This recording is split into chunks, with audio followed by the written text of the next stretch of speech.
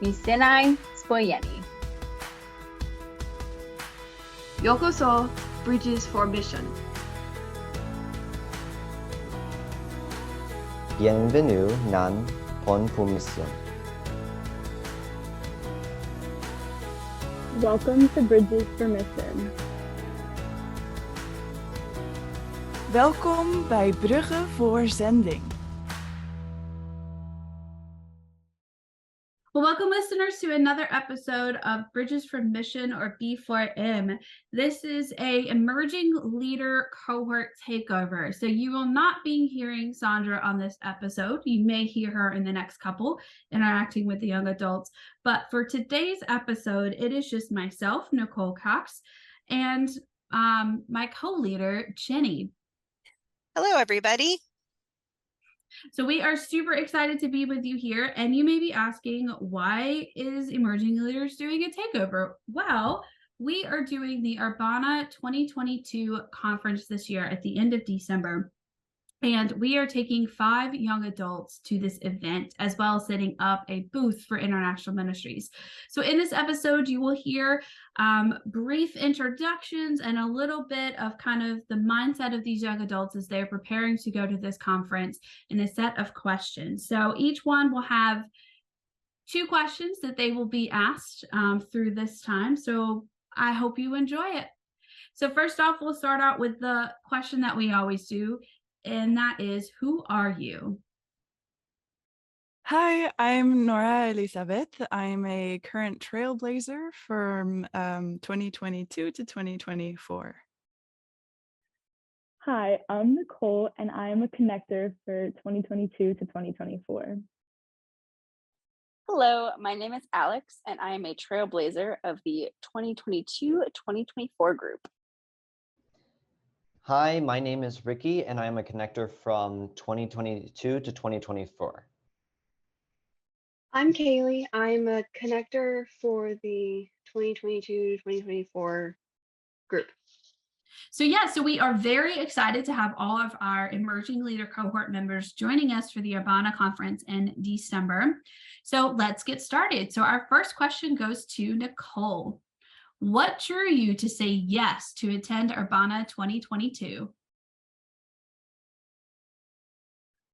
I wanted to go to Urbana this year because over the summer I went on my very first missions trip, and it was one of just those eye-opening experiences, and I realized that that's how I want to spend my life. And I think going to this conference, I'm going to learn a lot about just mission work and how to be a good global servant, and it's a good way to meet the other people I've been working with in the ELC, and I'm just really excited. And there's nothing like that feeling you get when you're just immersed in a godly relationship with other people, and you feel him working through you and others. And I'm just really excited to feel that at Urbana. Thank you so much, Nicole.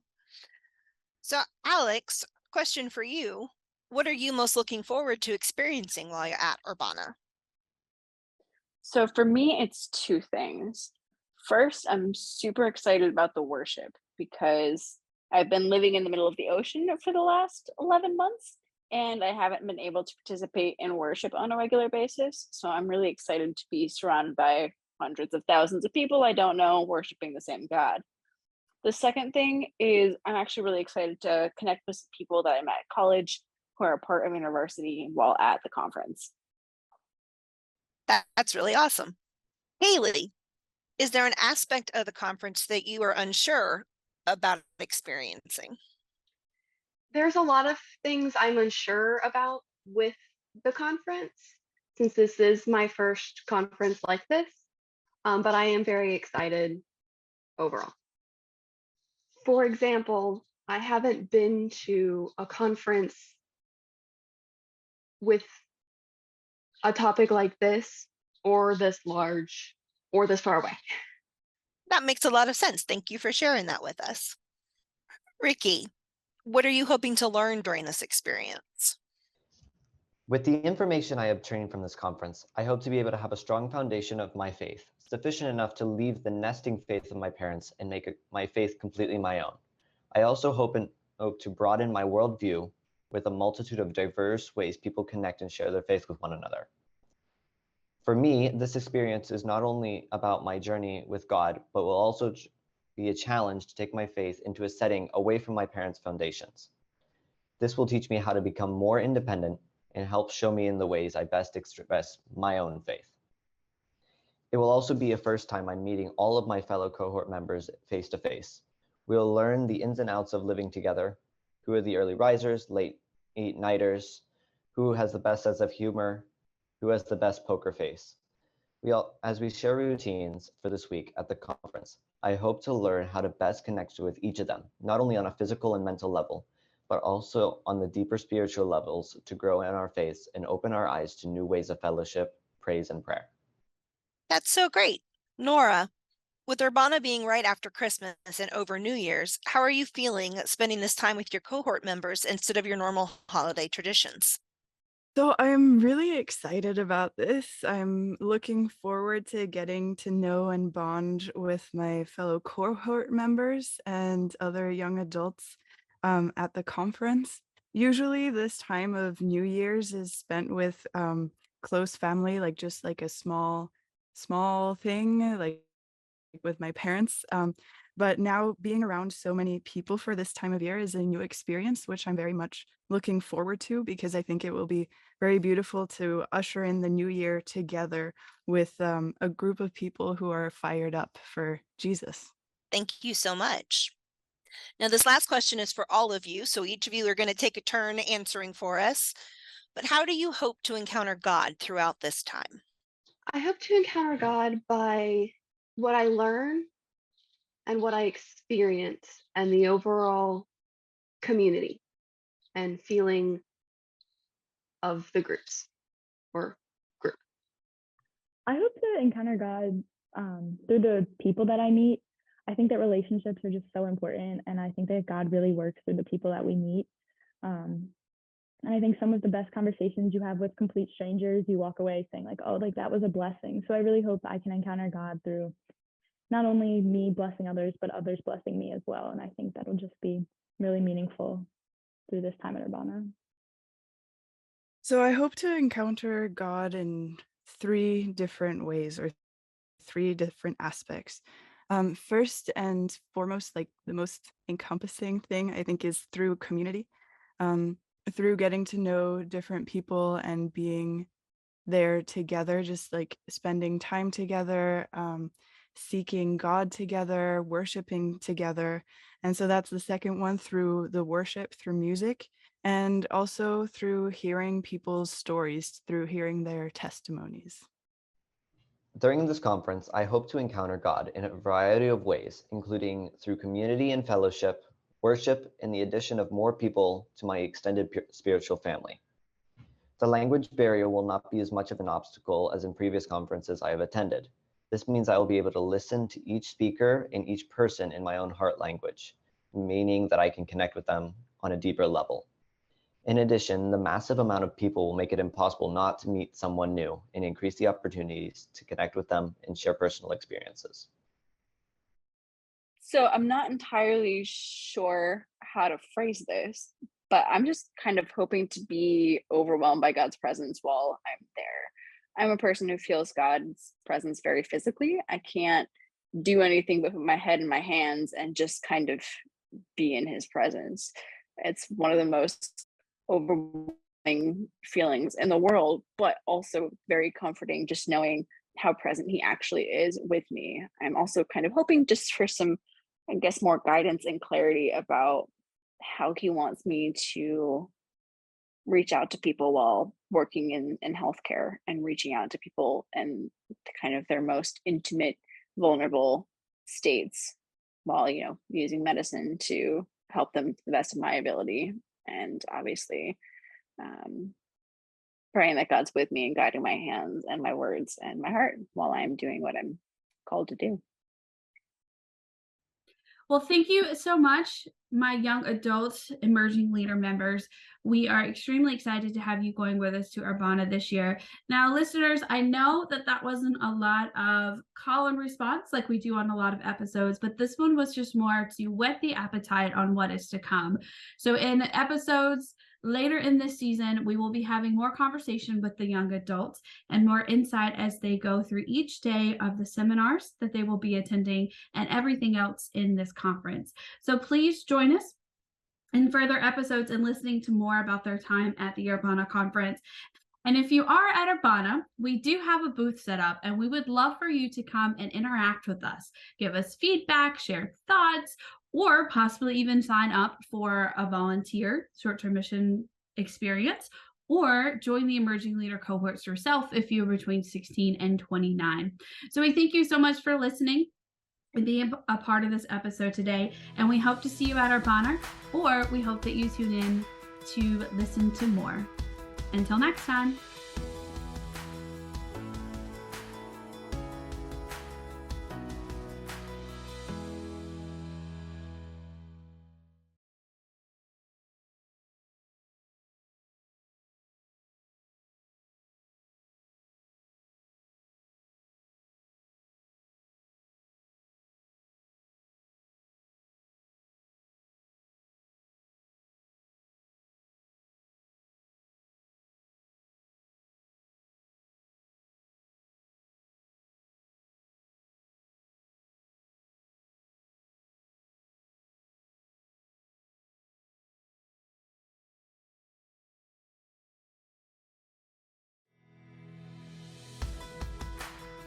Misenai spojeni. Yokoso, Bridges for Mission.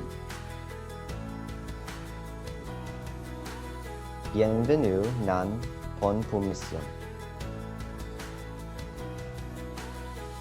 Welcome to Bridges for Mission. Welkom bij Bruggen voor Zending. Hi, we're the ELC and we're taking over the B4M podcast to tell you about our experience at Urbana. Woo!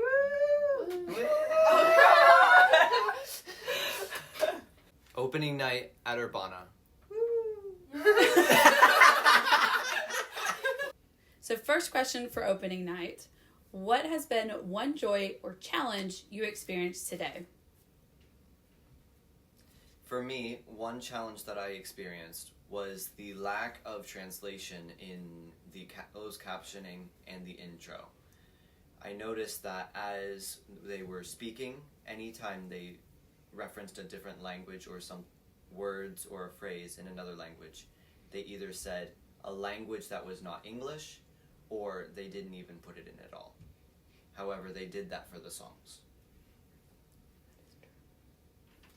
For me, one joy that I saw or experienced was the amount of fun that the four of us were having. We were having way too much fun.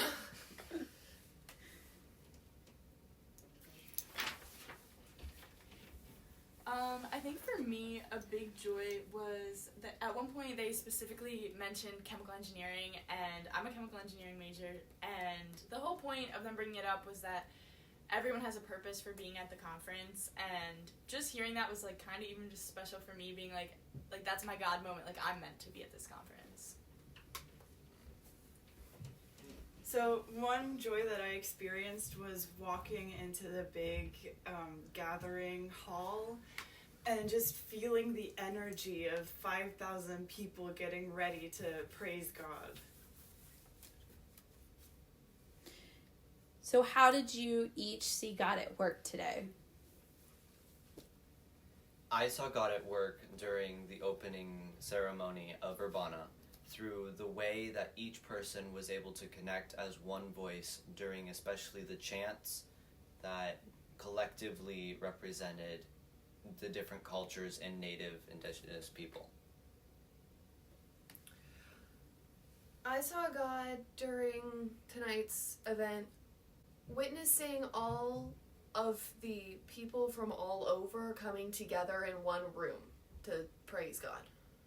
I saw God at work today just in the sheer amount of young people who wanted to praise him. On the way to the conference in the vans, we were talking about how wonderful it is that there's just so many young people who are just on fire for Jesus, and it was cool to see that. Just hearing everyone like yell out their praises during the sermon was really awesome. I saw God at work today when we were being welcomed by the Miami Nation into their homeland, into their home territory, and just how the leadership of Urbana went about that and collaborated and were very respectful, and how the Miami Nation were very open to us, and it was just a big blessing to see that unity of and respect between communities. Day 1 of Urbana. Woo! Okay, so first question, what was a joy or challenge that you had today? So my challenge was energy. I know it's only day 1, but there was a lot of stuff to do and a lot of like people to meet, and the conference place is like super big, so you're just like running around, and yeah, like by the end of it I was kind of struggling. But it was all cool. Like the stuff was fun. Just I'm looking forward to tonight's sleep. So a joy for me is that I found a lot of connections in like the Connections Hall Gallery thing, and there was a lot of people that were really good to talk to, and I think I learned a lot, and I think some doors really opened today, so it was good. A joy for me was everybody I talked to a lot of people. That was basically the joy, and they were all very talkative, and that was fun. I enjoyed that. I think a joy for me was being able to go to each of the individual booths and see kind of what they were representing and what kind of their view on missions was, whether it was through education or engineering or solving this problem or sending teams, working at a summer camp. It was all, we're all talking about missions, but it was interesting to see how other people view the word or action of doing missions. A challenge I saw, especially today, was that it seemed like a lot of the speakers and lectures were a lot about finances and donating and having to do with the need for money. And some of those took it one step further, and it kind of annoyed me as to manipulate people into thinking that something is good, which it might be going to a good cause, but the way that they were manipulating the people, to me, did not seem right. Question 2, how did you see God today? So at Urbana, there's like 153 workshops. And the 154 workshops, Ricky tells me. So there's 154 seminars, and you can only go to 7. So how do you choose? I think today, especially for me, for my experience, God just like put us in the places we had to be, and connected us to the speakers, to the seminars that we were supposed to listen to today, and people I've talked to within the seminars, and based on the questions they asked in the Q&As after the seminars, it felt like it was really put together by God and his like divine planning. Today I saw God at work. I met a lady who had kind of a similar story as me, where when she was in college she really wanted to do mission work, but it's just hard to commit to mission trips when you have a full-time college schedule. And she showed me her program where they actually send college kids on mission trips for even weekends or your spring break at a time, and they are so accommodating, so they'll work on your schedule because they know that you want to do this for God. And I just think that's so special that there's a group of people who are willing to go out of their way, probably inconvenience themselves, so that young adults who want to be missionaries have a genuine opportunity to do so, and I think it'll be really cool to work with them. I saw God at work today, like she said, with the booth, but I also saw it in one of the seminars I went to, where the person was talking about having good friendships and relationships with other believers around you and how to do that, and it reminded me of something I had read, and he actually brought up the book that I had read about it, so that was just a connection in my mind that just made me think. I think it was pretty amazing that out of the 7.8 billion people in the world, and then the almost 6,000 that attend this conference, that I was able to connect with a handful of people that shared some part of my life, whether that's the places I've been or people I've met in the past that I happened to meet at this conference. I found it so powerful that while there's 6,000 of us that maybe would never have met on any other circumstances, because of a single question, it can spark something that might be life-changing or everlasting. So something else that stood out to me, that we were just talking about as a group, was in the morning plenary session, they told us to set our alarms for 3 o'clock in the afternoon. And they were encouraging us to pray at 3 o'clock when the alarm came off with the 3 people closest to us. And this was because at 3 p.m. was the time of prayer, or at 3 in the afternoon, as we see in Acts. And it was the time when Jesus died. So at 3 o'clock, we're all in the connections hall, and all these alarms start going off, and you just see little groups huddled together in prayer, and just the connection that you can see between other participants at the conference, and how we prayed together and it was special, but then you see how other people are really passionate and into the prayers. It was also really, really special. So we're excited for tomorrow, I guess. Woo! Yay! We love our mama. Okay, Wait, what? Can I do one more thing? Sure. I also found it very moving during one of the seminars.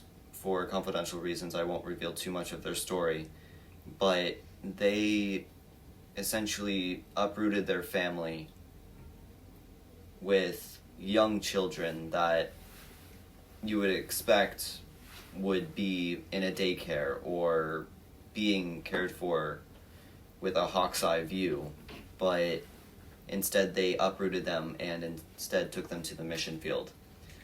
And even though there were enormous obstacles and even life-threatening situations, they persevered, and God protected them, even to go as far as protecting them by making relationships with their enemies, and how they sat literally at the same table and reconciled with one another.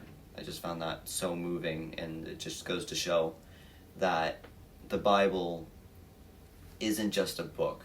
It is not a hand guide on how to live life, but it is living, it is dynamic, and it just goes to show that even though sometimes we repeat history, it's not always bad. So today was day 2. Woo! One joy for me today was during the plenary session. They allowed people who have never accepted Jesus before to accept him, and they gave everyone who chose to stand up and publicly proclaim their love for Jesus, a white flag so they could surrender themselves to Jesus, and they got to wave it and everyone got to watch and just clap for them, and just the raw joy and emotion and excitement for those people in the room was just so amazing, and you just felt so blessed watching people make that commitment, and it was just so nice and so beautiful, and that was definitely just a joyful moment watching so many people come to Christ. One joy that I had today was the deep, meaningful conversations that I had, whether it was interviewing some people from my small group or just talking to people during discussion times after the seminars. I found that it was more than just, oh, we are at the same conference. It's, oh, we are at a conference learning the same things, and we can take this to the next level.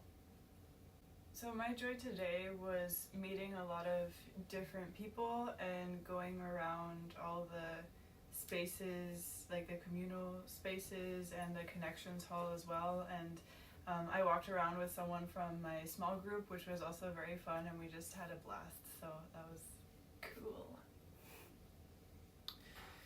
For me, a joy today was probably during our Bible study, because we had some really cool, interesting conversations, because there were very few of us today, and we just really got to talk and think and work together. I experienced God today. So I went to the Urbana bookstore, and I said to Kaylee and Ricky, I was like, the one thing I'm looking for is a new devotional book. Like, I just want to find a really good devotional. And I did not find anything, and I was like, why? Like, so we were running late to one of our sessions, and so we're going to the session, we were like, wait, this booth looks really good, like, let's stop and look at it. So we look, and believe it or not, the guy hands me a devotional book, and I was like, that's God telling me that I wasn't meant to pick any of the devotional books in the bookstore, but, like, this book was meant to be given to me, so that, like, this is the devotional he wants to use to speak through me. So that was how I saw God today, was that when I was looking in one place, he showed me how to look in another for something that's better for his plan for me. I saw God in the way that people seemed much more open today. And after the initial, oh, this is new, this is how much do I want to actually share with people, I feel like that kind of nervousness kind of wore off overnight, and people were able to talk more. The introverts in my small group were being more active and participating more, and their input was really powerful, and it just goes to show some of the smallest voices can have the biggest impact. Okay, story time. So today at lunchtime I went to the TCK cafe. I had a really cool conversation with two TCKs who were like 30 years older than me. One was like 10 years older, the other one was like 30 years older. Anyway, and we were sharing about our struggles, and I was sharing about like some things that I was finding challenging in this season of life. Fast forward to the evening plenary session, and this guy is talking about something completely different. Like the point of the conversation was completely different than my conversation at lunchtime. But he was using phrases and words that were exactly the same that I was using. So even though his purpose, like his end goal was different, I felt God speaking directly to me and to these challenges and encouraging me through that. So that was really cool. Oh, also, while he was speaking, I was thinking, because there's like a circular stage. So while he was speaking, I thought, okay, if this is for me, like, let him turn towards our section of the stage. And he did, like, the second afterwards. So I was like, okay, I get it. Thank you. So, yeah. I saw God at work today, actually at my first session I went to. I was supposed to go to this other one, and there, for some reason, I just did not feel like going to that one. I didn't want to climb up the steps. I didn't want to go over there. And so Nicole was like, you want to come with me to mine? And I was like, what are you going to? And after she told me, I was like, sure, why not? And that was the best session I've been to. It gave me a lot of information and, like, help, I guess, and things I can do, and it was what I needed to hear. One last thing for me was that during the second seminar that I attended today, I was struggling to pick one of like 3 or 4 that seemed interesting, but I ultimately went with one of the global servants to a seminar about how Jesus cursed the fig tree and then overturned the tables in the temple, calling it a den of thieves. And how I found it very moving how they turned that passage where many of us, they kind of overlook the fact that the change in setting throughout that one verse. It goes from the mountain with the fig tree to the temple, and then back to the fig tree, and then back to the temple, where then he explains why he cursed the fig tree. And then how the speakers took that passage and applied it to our modern day churches, and how while we may not be outwardly racist, how we are not quite anti-racist either. We are kind of sitting in that in-between, and that is almost just as bad as being racist, because we're not reaching out and including our brothers and sisters, whether they be Asian or European or black or darker skinned, or even because of a decision they decided to make. And they kind of touched on it, how we can approach the leaders of our church of how to combat this status quo. And I just found it really moving. It was very helpful. Like, it relieves some of the burden that I've been feeling about, yes, racism is a problem, we need to fix it. But at the same time, it also added this extra weight that this is even more of an issue, that we really need to fix this sooner rather than later. Hello, Bridges for Mission. We are the Emerging Leaders here after Urbana Day 3, our last day, and we're here to answer our standard 2 questions. First one, what has been one joy or challenge you experienced today? I will go first.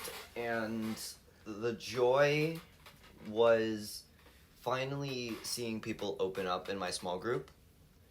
The more timid ones actually spoke and had wonderful things to say.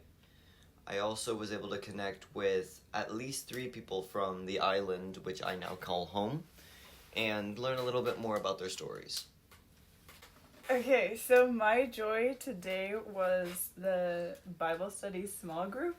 Throughout the last 3 days, we've been building relationships, and today we hung out for I don't know how many hours, but we all missed at least one session because we were just chatting and having lunch together.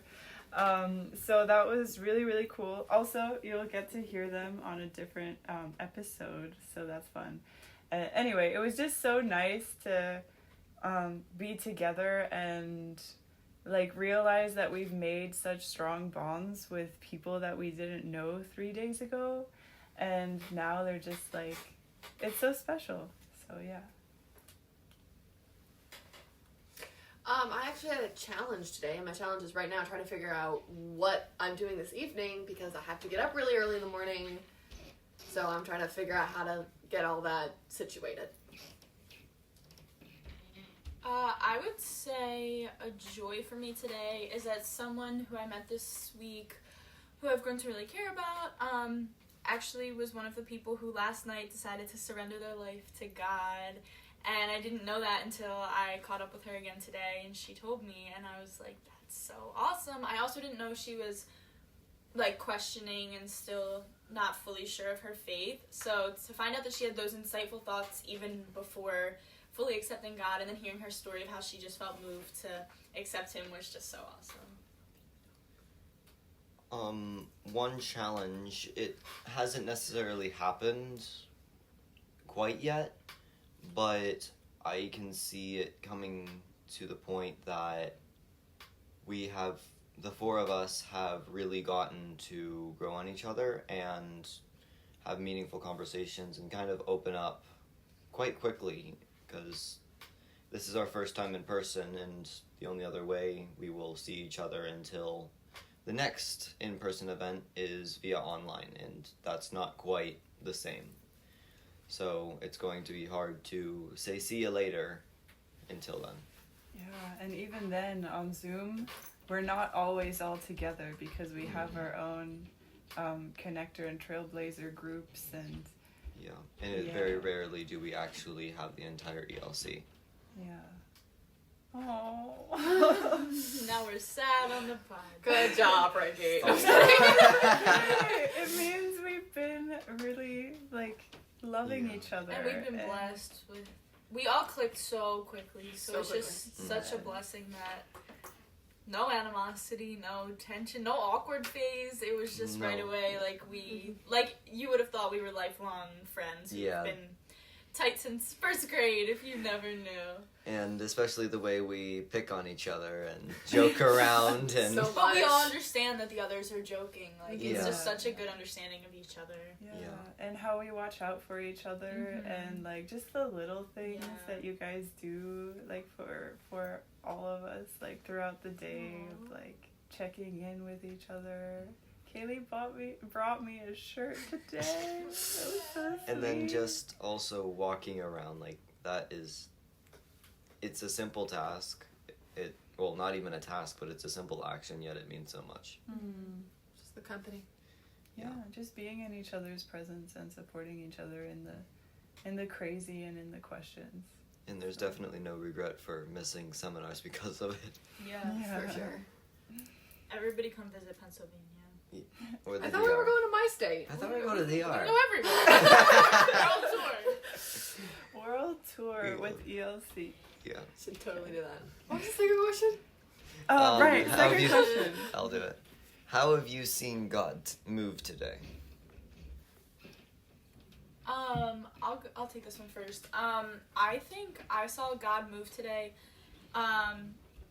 This is gonna sound so silly, but this morning when we all got negative COVID tests again, it seems small, but the fact that we were all able to be in a crowd of 5,000 people and keep our bubble safe, because I know there's been other events where the bubble has unfortunately gotten COVID.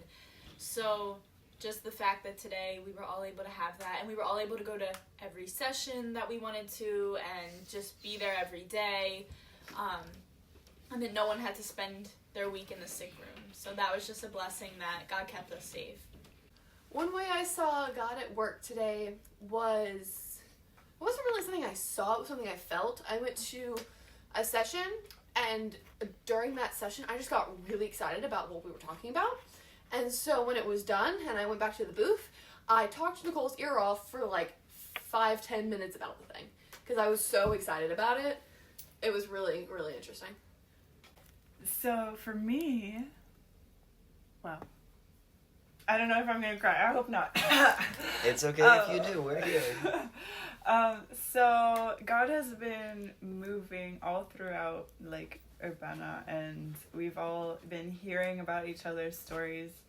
And you all heard me gush about the Bible study group. We are a group of mixed race, and I am mixed race as well. And I never knew that there were people out there who had the same experience as me, which sounds maybe a little bit crazy. But I mean, I know I'm a third culture kid, and I've met people who are TCKs as well, but I never talked about being mixed race with other mixed race people. And there's a space at Urbana about the mixed race experience, the mixed experience. And I met someone there who took me through this journey of kind of working through that experience a little bit. And his background is almost the same as mine. So I'm Dutch Mexican, he was Dutch Mexican, our dads are Dutch and our moms are Mexican. And I was just so overwhelmed. Like, I felt seen, and like halfway through, it was just like simple questions and like 3 steps, but it was so amazing to like talk about that, especially after the conversations we've also had in the small group Bible study. And I think like halfway through I was like almost like shaking because I couldn't not handle it. It was just so overwhelming love, I guess, or not just like love, but also like being seen in that way I had never experienced before, and so that was really, really special. For me, it kind of was just it seemed like a coincidence, but I think it was just divine placement that I had met one person here and one person there from Haiti or the DR, and then I magically heard a little birdie tell me about a cafe for TCKs, and I meet more people that are from places that I recognize and I've actually been to, and it was amazing to be able to speak with them on the same level and kind of connect over a location and a culture that we share. Thank you so much for following along the ELC's takeover of the Bridges for Mission podcast. If you like what you heard here, we have other episodes, and there's also so many great global servant stories that you can hear on this podcast. And if you want more, leave good reviews and like the podcast so that maybe the ELC can take over again. Wait, let's all yell thank you on 3. Ready? Okay. Thank you! Bye!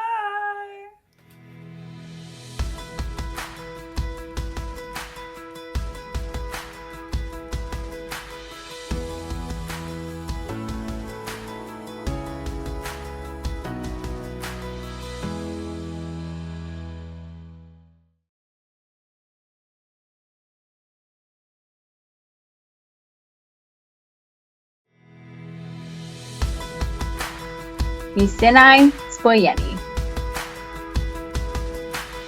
Yokoso, Bridges for Mission.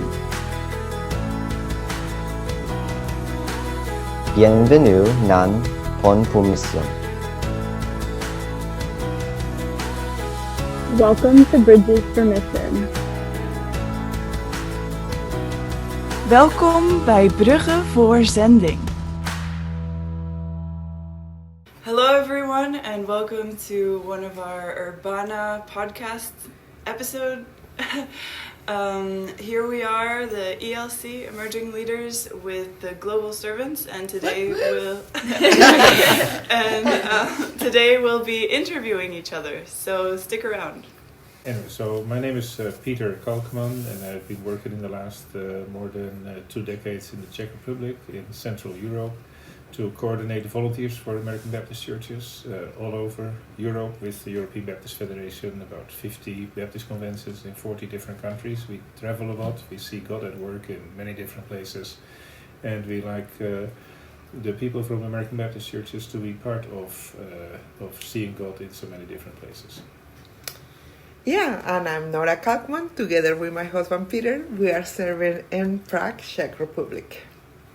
I'm Melanie Begau, and I live in Beirut, Lebanon, where I've been there for 7 years. I teach English at the Arab Baptist Theological Seminary, and also I'm involved with a community center called INSAF, where we reach out to migrant domestic workers in Beirut who come from 14 or 15 different countries in Asia and Africa. Hi, I'm Nora Elizabeth, and I'm a Emerging Leader member. I'm a trailblazer. I'm Ricky, and I am a connector from 2022 to 2024. Hi, I'm Nicole, and I am an ELC member in the Connectors group. I'm Kaylee. I am also a connector in the ELC group. Okay, first up, we're going to have the ELC interviewing our global servants. Okay, the first question, what does missions mean to you?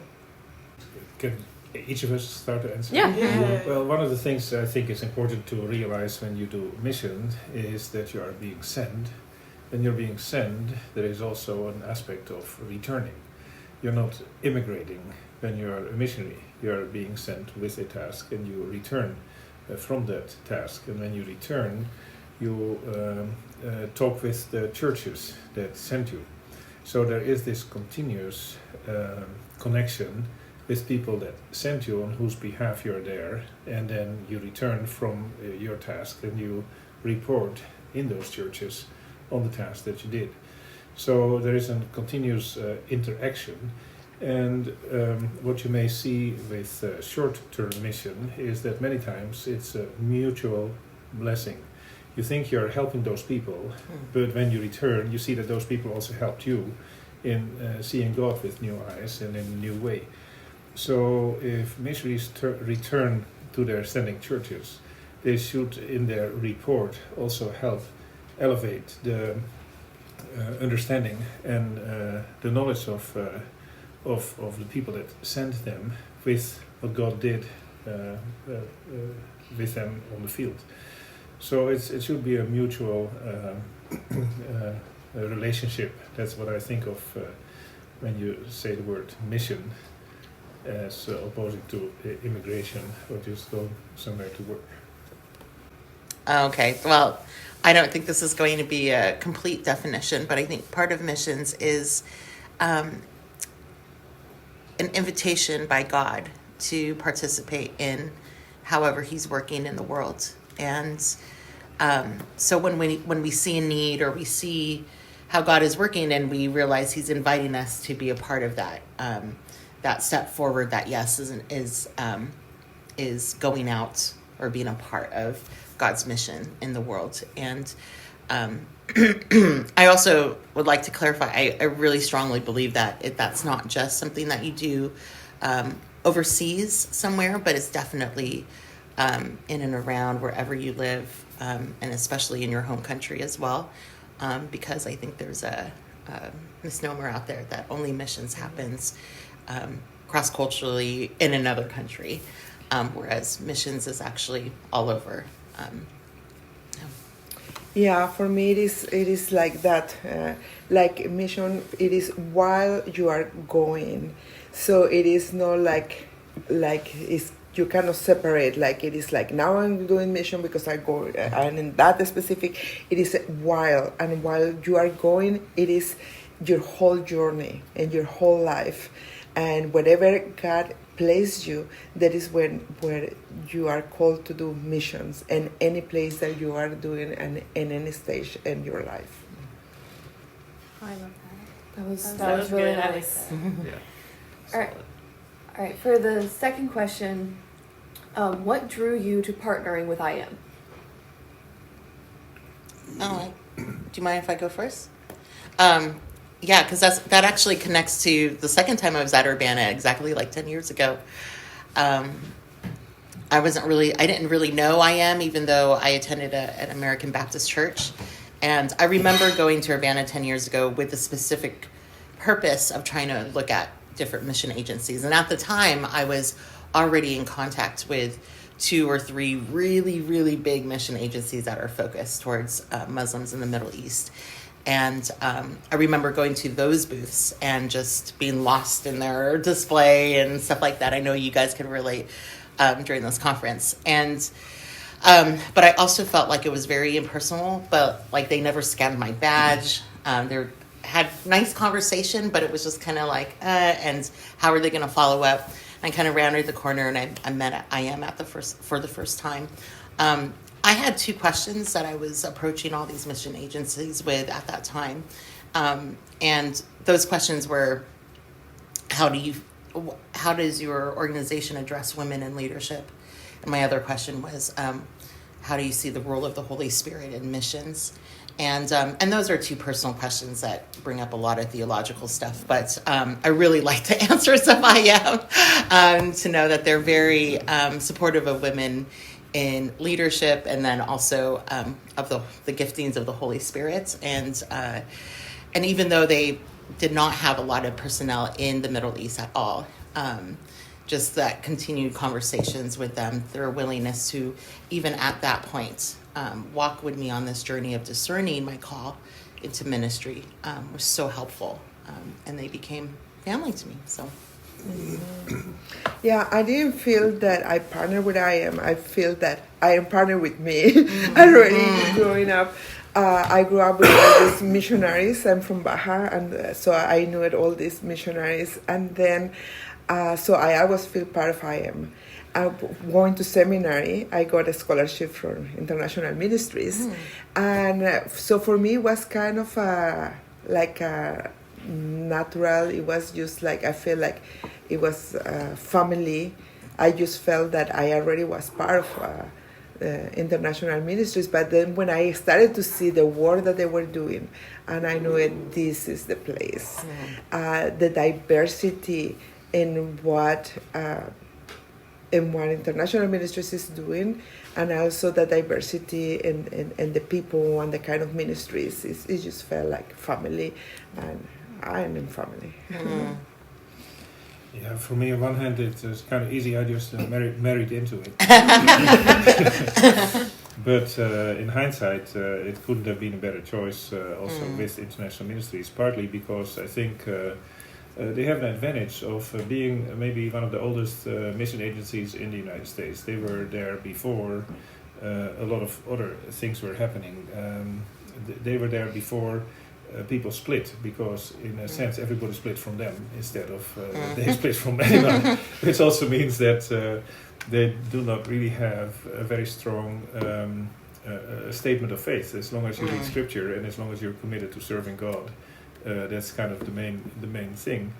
And then this also gives you then a freedom to learn from scripture. You don't have to learn from scripture in the way some people described it, that at some point in history thought that they had the right ideas. And this gives us a continuous refreshing approach to scripture.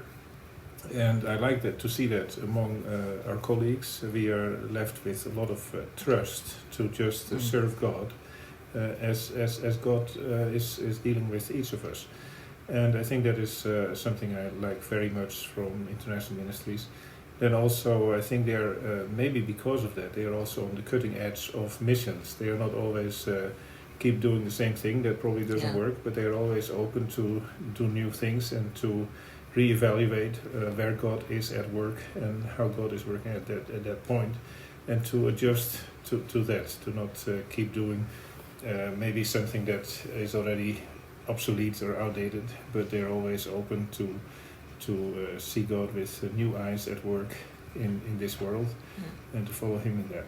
And that's what I like, why I am very happy with the partnership with International Ministries. Thank you. Yes, thank you very much. Can you explain, with an example or story, the effects of your experience on the field and how it had effects on you, your family, and your mission? Wow, this is a hard one. I feel like it needs a lot more time for me to think about this. So I think something that happens in missions that people sometimes don't tell you about, or sometimes you get glimpses of on a short-term mission trip, is how missions actually affects you personally. So it's not just you going out to do all this great work to help change the lives of people and meet their needs and stuff, but actually you're on the receiving end. We talked a little bit earlier about that. So something for me, I think, is that, you go out on the field. I've gone out on the field and, unsure of a lot of things, obvious things like living life in a different culture, having to learn a new language and things like that. But there's ways that living on the field really changes you spiritually and in your relationship with God. So one example of that is, I moved 7 years ago with the intention of working with Syrian refugees and learning the language and teaching, and then just being in that place, realizing that, wow, there's this whole other world of need among these migrant domestic workers that is really not being addressed by the local church there and all this kind of stuff. And so, but it's really not until you cross that boundary and you're like living in there for a while that you realize that that's a need that needs to be met, that these are people who are living without the love of Christ. And that changes me, because I kind of thought that I had my my job set, job description written when I moved there, and in fact things are stripped away and changed as my eyes are opened and stuff. And so I guess kind of in a nutshell what I want to say is that another missionary, seasoned missionary in Lebanon, once told me that at least the first term of service, 4 or 5 years that you're on the field, is really about stripping. It's stripping away your understanding of how God works and your understanding of what you thought your job description was going to be and all this kind of stuff. And so really it's a time and a place where you have to be open to God moving in your life and shaping you in ways that you might have been open in one way because you said yes to a call, but in other ways are very painfully difficult, because sometimes being molded by God is not easy, especially in a context that's foreign. So, yeah, well, one example could be one of the things that I'm doing. I'm teaching language, Spanish, to university students that they are atheists, and the goal is to get to know them, to build friendships, and to show them the love of God. For many of them, I am the first person that they encounter as a Christian, and for many of them, nobody had ever prayed for them. And I have one specific student that she was, I have like one-to-one. And to one-to-one, I have more opportunities to share. She came one day and she was kind of crying, and I was like, what's going on with you? And she said, no, nothing is fine. So we continue with the lesson. But then I said, no, what's going on with you? And then she said, well, I'm pregnant, and my boyfriend, right now he's with another girl, and I need to. The doctor is just calling me if I want to do the abortion, I need to do it like now. And so, my fear instinct is like say like no, you are wrong and you should not do this and that. But I knew it like. She don't know God. She don't have the fear of God. There was nothing that I could say to her to convince her. So I asked God, like, show me, please. And what I received from God, it is like, you need to walk along her, that she don't feel like lonely. And I wanted to be there for her. And I wanted to love her like unconditional. That I wanted that she feel that God was loving her, that she was not alone, despite my feelings and my beliefs and my what I was think that is wrong or right. I was not there to judge her, and I think that shaped me a lot, because I needed to love unconditional. And that was very hard for me to tell her, I'm going to be with you wherever that you decide. I'm going to be with you to the clinic, because I don't want that you be alone. You are not alone. And I was like, I don't want to go. I don't want to. But I was just feeling God is calling me to be there with her. And I was praying, and then I asked for people to pray, like that she can feel that she's just not alone. And that she decided to keep the baby, and I'm just wondering, how many people feel alone, that is they just will have someone to walk along, then their decisions will be totally different. If I will follow my instincts, to judge her, to tell her, no, you should not do this and that, maybe the result will be different. And that I think that is something that shaped me that it was very difficult, but it shaped me for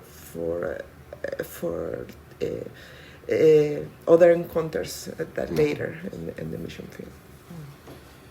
Yeah, I was thinking of two things with this question. One of them, over time on the mission field, you see that when God is in charge, things fall in place. So you are much more stepping forward in trust and faith than maybe before you have that experience. I mean, if you know God and you know God will bring everything to a good end, you're more easily to step into something and trust that God will bring it to a good end.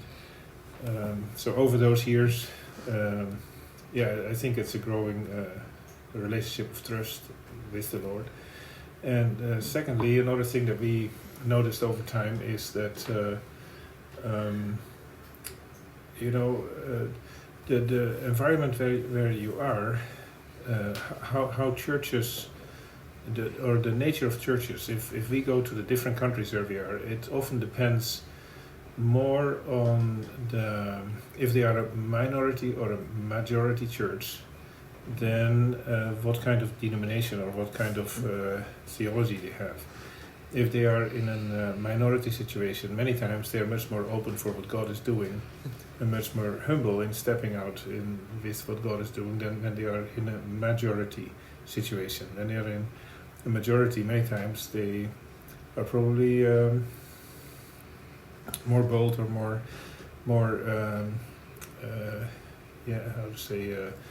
let's say less sensitive to the Spirit, more convinced about themselves. And you even see that in people that are sending churches from the U.S., sending people to the mission field. If they are from the Bible Belt and they are from big mega churches, many times they're very difficult to work with because they know it all and they don't see God at work. But if they are from small churches in minority situations in other states where the church isn't that strong anymore as it used to be, then they are usually much more open for how God is at work, also on the mission field, and it works many times much better.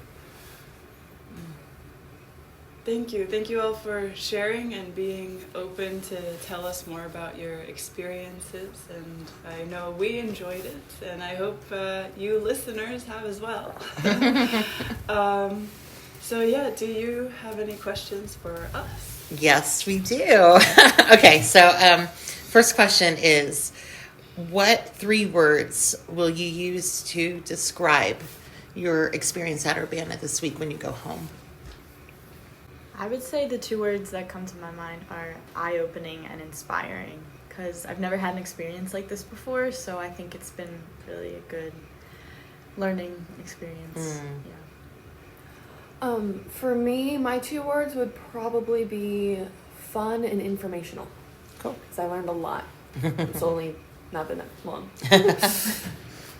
For me, I would describe Urbana as very uplifting and it is a great place to make connections. So that's the second word. But at the same time, it can be overwhelming in some aspects. Mm-hmm. For me, my experience so far can be summarized in seeing, openness, and receiving. Seeing the people around us and connecting with them on a deeper level beyond just first appearances. Openness to being challenged to new experiences and receiving what God has for us. Cool. Great. So yesterday you attend several workshops, and I'm sure that they were great and you were receiving a lot. Mm-hmm. Based on those workshops, what is the initial invitation that God is making to you? I think God was really calling me to use the skills that he gave me. I think it's really easy to get caught up and say, oh, I'll do like anything, but he gives us our set skills for a reason. And yesterday I attended a workshop about STEM, which is science, technology, engineering, and math. And I'm a STEM major at college, and I think it was just nice to hear that even though most people wouldn't connect STEM to religion at all, like there's a lot of overlap, and I can do things for God with the skills he blessed me with naturally.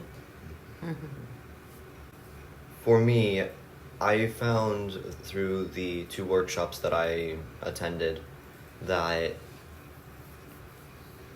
you can do missions, and it was very emphasized that you can do missions anywhere. There's nothing saying that you have to go internationally. There's nothing saying that you can't do missions in your own backyard, that you don't necessarily have to go learn a bunch of stuff in order to be a witness for God. Amen. For me, it was a strengthening of a call to connect with people and support them, walk alongside them, and really like be someone they can lean on through the strength of Christ, of course, because being lent on can be difficult. But yeah, through the different workshops I attended, one on decolonization from led by a few different people from Native American tribes in the US and other countries, and just listening to how we can walk alongside them within the Christian faith tradition. And then I also attended one on mental health as ministry and how we can support people in that area, not just within the mental health care profession, but also within churches, within friendships. And then with the LGBTQ plus SSA community as well, how we can embrace them as siblings in Christ. For me, I went to a workshop about building friendships and close relationships with people, and it made me realize how lonely people are. Even surrounded by people, you can be so lonely. You just have to find those people and reach out to them.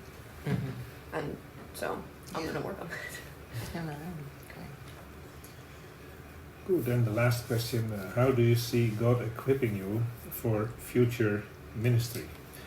And what I'm thinking is maybe there were some incidents in the past couple of days that you felt God was nudging into some direction, or maybe even if you go a little bit backward a few years, that you say, well, here maybe God already kind of directed my face in a direction that is probably going to have some future impact. Or just however you like to answer it, how do you see God equipping you for future ministry, or in the process of equipping you?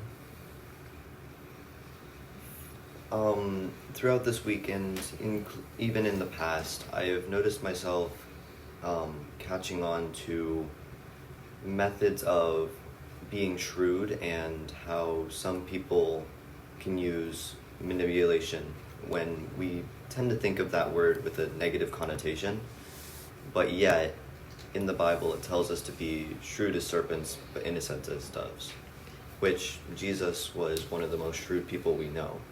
He was able to manipulate the crowds into seeing the way things can be.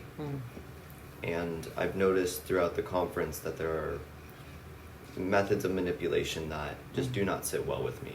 And I'm contemplating how we can use methods of being shrewd to use it for a better cause. Not necessarily to manipulate them into doing what we want, but manipulating them into seeing how they can actually help people and how they can extend the kingdom of God through their actions. I've found that I've been noticing gifts that I have that I can use. For example, this week I've just I've noticed that we do songs in different languages, but one language I have not seen at all is sign language, American Sign Language. That's an entire, community that we aren't reaching. And since that has been something I've loved doing since like middle school, I've started noticing how that might help with whatever I might be called to do. I would say God has been kind of showing me what he wants me to do and pushing me just by me being here. If you asked me 2 or 3 years ago, I didn't even know that Urbana was a thing, and I didn't even know how to start being a missionary besides my annual trip with my church. So I think just by helping me get connected with IM just by luck, that God has opened the doors that he wants me to have and the connections, and then just coming to the conference and actually meeting you guys in person for the first time, and having a good experience, knowing that I think you find the place where you belong. Luck or divine coincidence? Yes. Divine intervention. So for me, throughout the years, I grew up on the mission field. And I've been exposed to a lot of different cultures, a lot of different faith communities. And throughout those years, and also these past couple days, as I mentioned with the seminars, God has really been calling me to walk alongside people, to really focus on relationships and how relationships can be used for his glory, and how community really brings people together, but also brings people together in Christ and for Christ. Cool. Well, thank you all for attending today's podcast recording, and we'll see you soon. Thanks for listening. Thank you. Bye.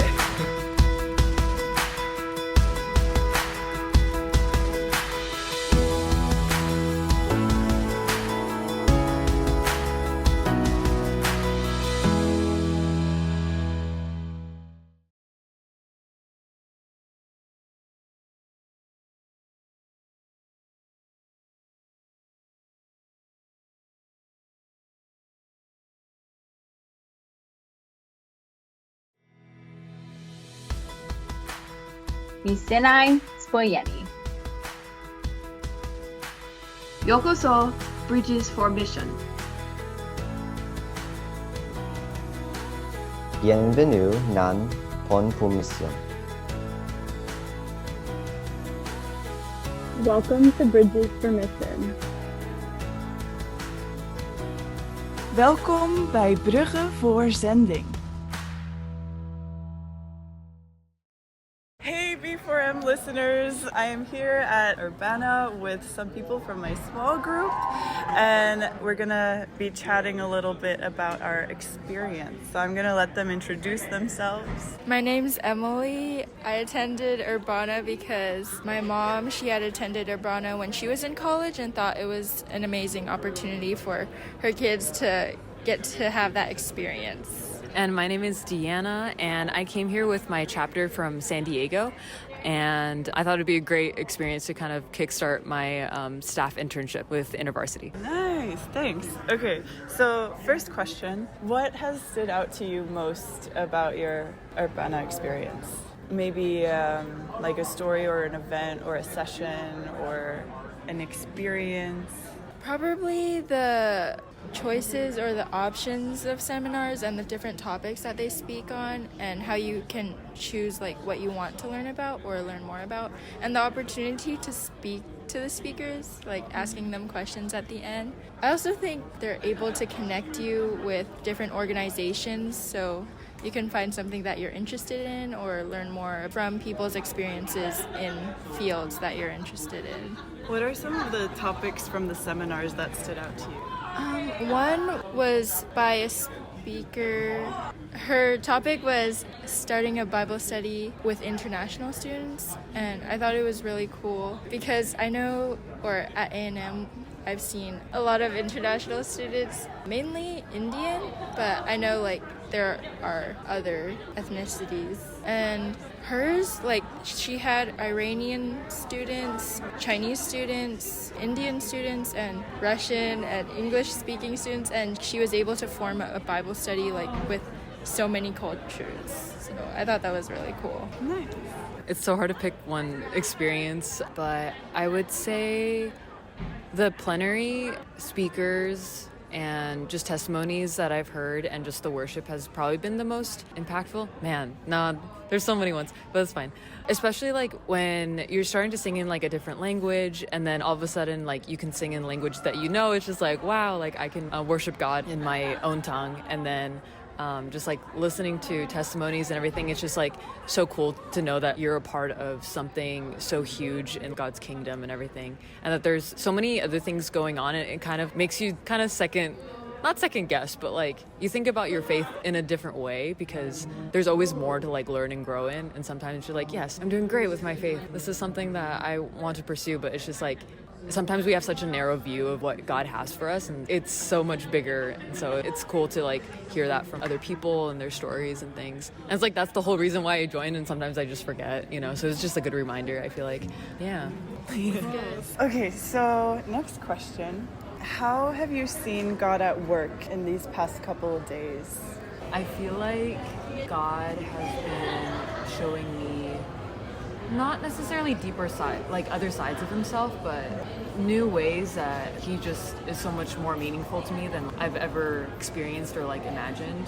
And so that has helped a lot with my particular journey, and just saying yes to him even when I have doubts, because like the more I'm like he's revealing himself to me and more of his character and everything, I'm just like, okay, yes, why wouldn't I, you know, kind of thing. And so I feel like that's something he's doing through me personally with interactions that I have with other people, or just like it's very abstract because I'm still trying to pinpoint what it is, mainly because like I think we were talking about this in our small group, knowing what it means to trust God to like give you the courage to do different things is like something that I've been learning, and I feel like God's teaching me, because I've definitely been in areas where it's just like, oh God, like where are you? Or I'm just like I take a break from God myself and like our relationship, and it's just like he doesn't want that, you know. He like wants something so much more for like me and other people. So yeah, I don't know. I'm still like kind of like processing things, so I'm like processing out loud, but that's generally like the idea. Nice, thanks. Yeah. I guess I have like two maybe. I think he's definitely been challenging me more on what to do like when I get back to campus, because I know about the international ministry at my school, or a little bit about it because of friends, but I haven't really taken a step to actually reach out to any international students, which I think he might be calling me to do. But also I think strengthening my relationship with God, making sure like I'm being poured into, or I'm reading his word daily and hearing from him before pouring out into others, definitely. And then also, so I'm studying chemical engineering, but I didn't really choose that because I was passionate about it, and I didn't want to switch out of it because I wasn't really passionate about anything else. But through some of the seminars talking about STEM majors and engineering, it was really cool to see like how God is still using them in that major and in their jobs, and possibly how I can use it to further his kingdom or understand like my role in that. That's great, thank you. So this question is kind of similar to the last one, but slightly different. Do you have like an example of how God has met you in the past like 2-3 days? Like maybe through a specific worship song, or like a conversation, or something that a seminar speaker said, or something else? I can't remember what worship song, but I think it was like late at night. I was kind of like spiraling like with my thoughts, and I just thought, okay, I know like God is in control, but at this moment like I can't, or I don't really see like what he's doing in my life and like where I'm actually going. And I think for some reason I just decided to play a worship song, and it just like spoke to me in that moment. Like he sees me and he knows where I'm at, and like I'm taken care of. I just remember like how I felt during that moment, but not exactly what I was thinking of or what the worship song was about. But yeah. That's beautiful. I'm like debating between two things. You can share both if you want. Okay, sure.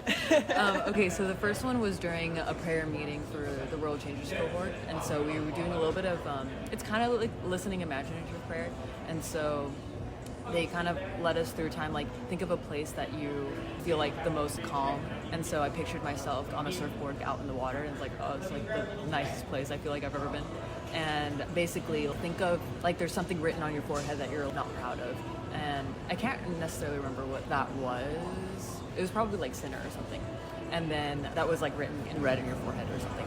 And then basically you can like look at your reflection in a mirror or something. So obviously I looked in the water and like I could see that. And then they said to imagine Jesus coming up to you and wiping it off and like writing something else. And like what he wrote was my child.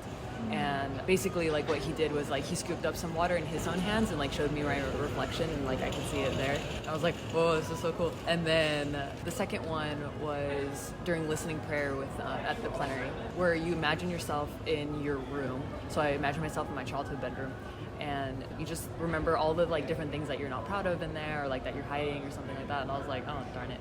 And then he says, and then Jesus walks in, and the first thing I'm just like, fuck. And then he says that he comes in and that you kind of just like picture what he's doing. And what I pictured him doing was like walking in and just like kneeling down like in front of me, like I'm at my bed, and he like takes my hands and he just kind of smiles up at me, not really, and then like smiling back. And then he like said, I'm still trying to like pinpoint exactly what he said because I heard it like so well like the first time, but it was something like along the same lines of like my child, but like keep it up, like I'm proud of you. But it just like felt like his presence was there. It's like I met God and like right there. But so I think that those two. Beautiful. Thank you for sharing. Yeah. So what will you be taking with you out into the world after tonight? Because tonight is the last night. Well, I guess back to like how I feel like he's been challenging me, and on the International Bible Studies seminar, I feel like those topics on how to reach out to internationals was really good. So I'm going to try to apply that going back this semester. As an international student myself, I know that's very needed. So it's great that God's calling you to that. For me, I know right now I'm being called to go on campus, and like when I go back, I'm going to be like helping lead our sophomore and junior Bible studies and like our leadership Bible study. And so I think what I want to take away is a bit more discernment on what makes me love what I'm doing, because obviously like there are assignments, and not that I don't love it, like I love like leading Bible studies and things, but I feel like something just like hasn't clicked yet entirely, and I don't know if that means like there's something more special that God's like going to reveal to me. And like there's something like I love about ministry, and like there's so many things, but like I don't know, it's like that one thing. So yeah, and I know there's like lots of like discernment spaces at Urbana too, so I'm probably gonna like check those out and things. And just even in like the times in like plenary when they're having you like just like sit and like reflect on things, that's helped a lot to identify a lot of the fears that are like preventing me from like pursuing things that like God has put on my heart. So yeah. Thank you both so much for sharing and for being open. It's been really great hanging out with you guys every day, and I know I'm gonna miss you all. So yeah, thank you, and thank you listeners for listening. And until next time, bye. My name is Katarina, but everybody calls me Kat. I am 19 years old, and I go to university in Northern California. I grew up in a Christian family, but really came to the Lord in high school when I joined Young Life, and had a heart for missions and for Gen Z specifically since 8th grade, when I went on a mission trip to Haiti and ended up spending quite a while there, and really living in the community and being blessed with the opportunity to serve there and bring it back here to the States. And so now I lead university at my university, and I'm leading here in Urbana. Wow, that's amazing. What has been one or two joys or challenges that you've experienced through your time at Urbana so far? Joys have been overwhelming. There's so many, and I think really for me it's been just being able to see how many people are here rejoicing in the Lord and really finding a community of people, meeting so many different people from different walks of life, and to be able to hear and share their stories and share my own, and to just find a greater community of people that want to spend time in prayer with me even if they don't even know me, which has been such a breath of fresh air. Challenges have been aplenty. I think obviously in the back of my mind there's always the am I good enough to lead a small group here? I am blessed with the opportunity to be part of the World Changers Cohort, but leadership, as much as it's always been kind of something I would love to step into, it's always been something that I get a little anxious and nervous about, and I second guess myself, and reminding myself that God's got me and that the Lord is with me, and that He'll anoint my small group when it's going on, that just keeping that in the back of my mind. Yes, that is powerful. Okay, how have you seen God at work throughout Urbana? God is everywhere and omnipresent, and it's beautiful to see people just in the hallways praying for each other, like walking up to each other and saying, hey, I feel called to pray for you, can I pray for you? Or little worship circles springing out. Last night I walked by like 6 or 7 different groups of people just praising God and worshiping just in the open with each other. There was massive prayer circles starting, and people didn't know each other. People just joined.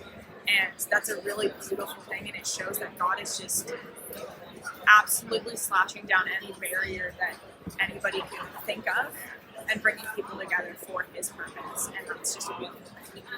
Yeah, there's so many cultures, religions, languages, and ethnic groups just coming together as equals to worship and praise the Savior.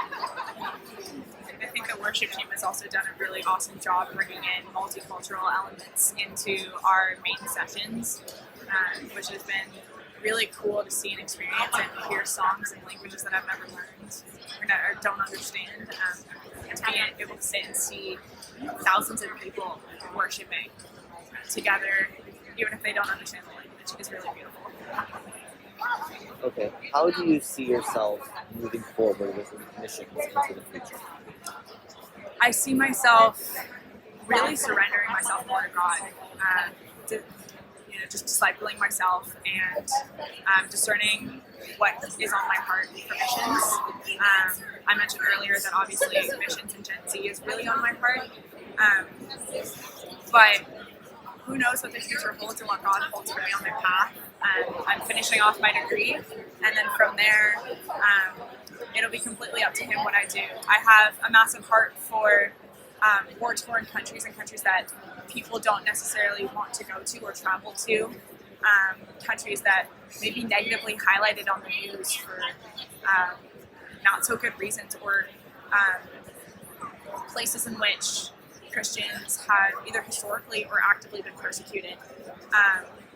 Just difficult places, because that is just always been on my heart. So we'll see where God takes me. It's all in His will. Yes, and I pray that it will move forward in a clear light. Even if you have to work for it a little bit, I hope that it becomes clear. Thank you so much. Yes, thank you so much for being on the podcast. Thank you so much for having me. Yeah. Okay, I'm Nora, and I work with Urban Promise in Wilmington, Delaware. Okay, hi Nora. I'm Nicole from the ELC, and I'm going to interview Nora today. Nora, how have you seen God work in your own life, leading you to be here at Urbana today? Yeah, God has been super faithful to me, and I would say in that time at Urbana, I'm reflecting as I'm hearing the call to college-age students to say yes to things. I was that college-age student, and I said yes to overseas missions, yet God actually brought me to stateside missions, and I didn't know why, and I was confused, And I'm actually kind of reflecting and seeing how God is just kind of using those open yeses to lead me there and teach me things. And his plan for me is much greater than I know. And so it's something I've been reflecting on. Awesome, thank you. And what would you say to young college kids who are looking to do mission work and they don't really know where to go yet, but they're interested? Well, if you heard my last answer, that's quite the layup. I really do believe it's being open. And I say that with great joy now, but it came with a lot of pain. So right now I'm receiving the joy, and I have hope for my future because I don't know, when I started at Urban Promise 4 years ago, I was committed to 1 year, and I'm in my 4th. So I'm always open, but I'm also scared of the future. And when I was in college, I also had a lot of fears, and I was open and I did things, and they were so good. So, I mean, for me, that was being a part of crew, it was going on summer missions, going to every retreat, sacrificing as much as I could to get everything God had for me. And I did that when I said yes to overseas missions, and when he took that away, it was really painful, and I was disappointed. But so, know that when you do say yes, that it doesn't always mean it'll be joyful right away, but joy does come. Awesome, thank you. Yeah. So, what is your name and how you've seen God at work? I'm Judah, and mostly I've seen God at work in how he's speaking through the leaders amongst us, the different speakers and whatnot at the seminars. I've heard a lot of really neat things that have certainly encouraged me, so that's been a blessing. Awesome, thank you. Okay, would you mind introducing yourself for us here? Yeah, my name is Jamima Joseph. I am born in Haiti, raised there part-time, and the other time I grew up in Orlando, Florida, and I am at Urbana based on from my connection from Johnson County and Overland Park, Kansas. Okay, how have you seen God at work during your time at Urbana? I think it's been, I've seen him working for me personally in the area of discernment and being more open to a wide range of missions work that is being done across the world. It's been neat because I think I'm used to the Haitian. I'm not used to seeing God at work or being familiar with seeing the church in Haiti work, and then I see a lot of churches in America. But the concept of all nations and of all tongues will confess the name of God has just been more in writing, and I haven't experienced it as much. I have a lot of international friends, but we've always come back and meet under English, so it's just neat to see the Spirit move in worship here, but also seeing the generosity and willingness of the speakers and the attendees to say I'm willing to serve, and I'm willing to help image bearers. That's amazing. What has been either one or two joys and or challenges you faced during your time at Urbana?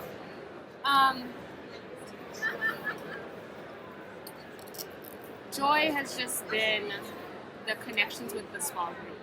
I identify very closely with the TCK, being a third culture kid, just because last year I was 26, and it was split in half in how many years I've been in America and how many years I've been in Haiti. So I really, if I had time to go more in detail, I'm really third culture in a lot of ways. So just trying to decide when I was signing up, which Bible study, should I just be general? Should I go with the international ministry? Should I go with Black students? And I just ended up going international, and it was really, and I just knew I was going to be out of place, because I usually feel out of place everywhere I go.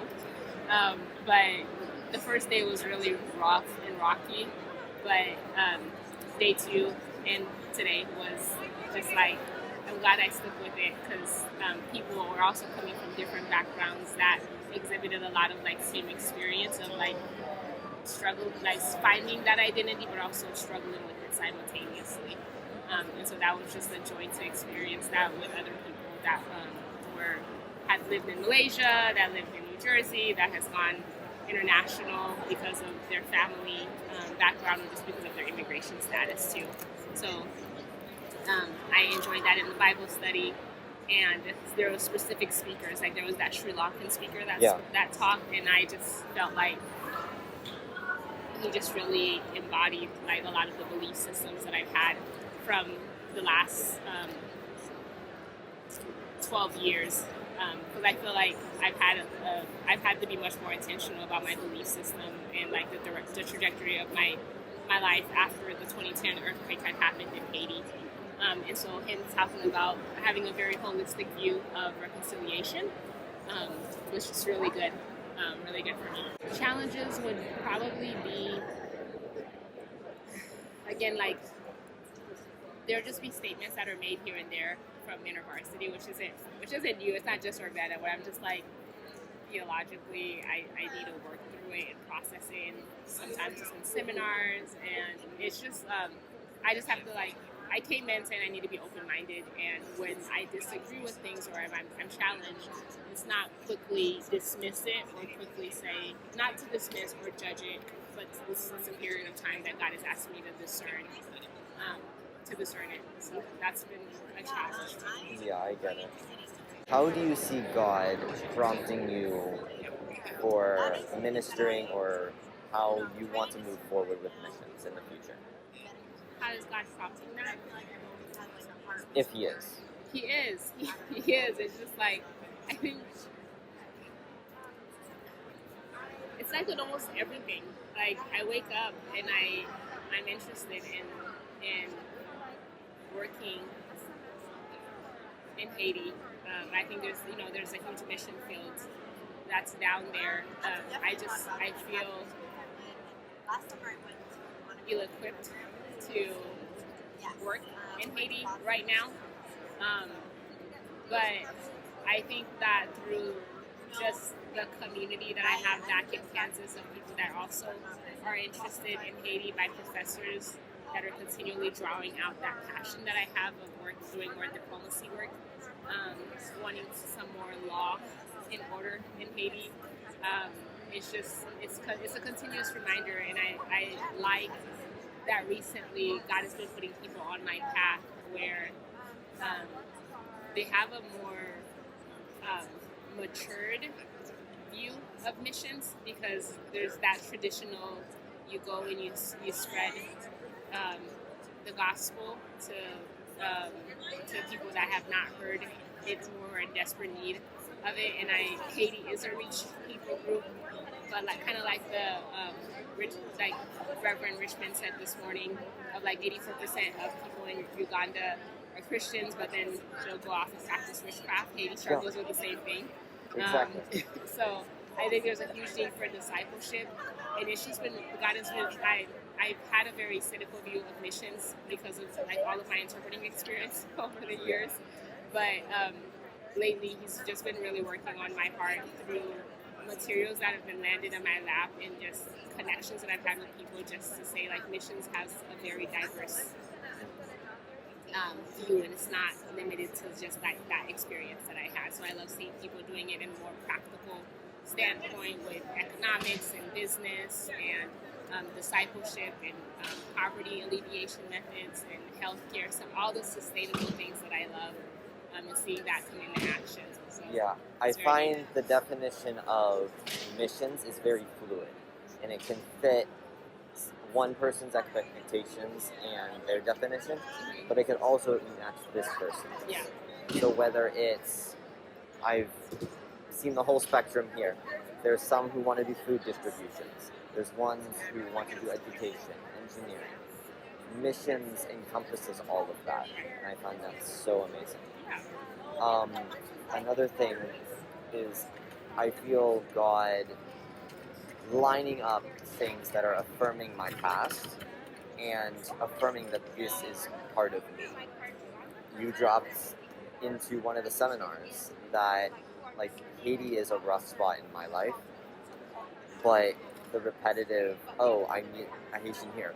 I never expected to meet anybody from the island at an American conference.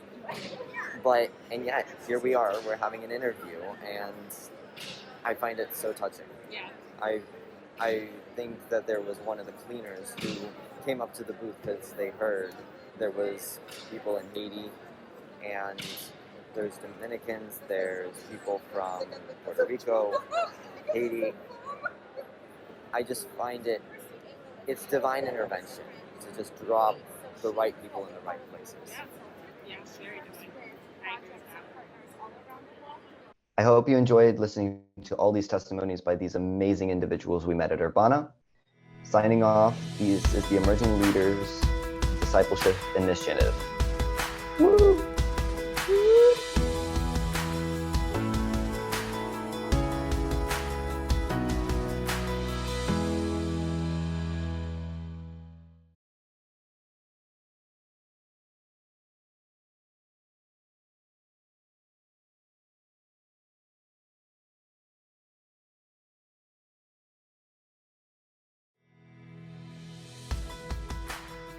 Sinai Spoyeni. Yokoso, Bridges for Mission. Bienvenue nan Pon pour Mission. Welcome to Bridges for Mission. Welkom bij Bruggen voor Zending. Welcome back for another episode of Bridges for Mission. Listeners, if you have been following along on the journey with these 4 young adults who have attended the Urbana conference, I am sad to say that this is our last episode focused on that conference. So during this episode, you are actually going to hear snippets of a recent debrief that the leadership did with these young adults.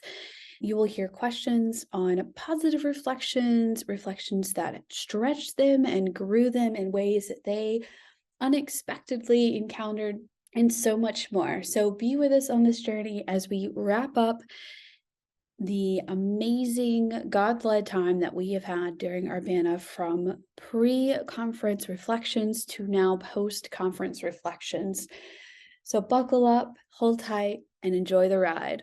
What would be a moment that you would like to relive from the conference?